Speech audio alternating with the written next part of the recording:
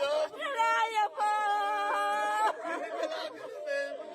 हमने नाले की छायली रजाई पाले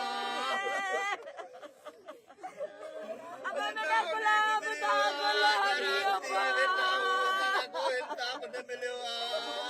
अब मैंने झोली दा सबको बचने वाला सबको बचने वाला है वो ताज के वजह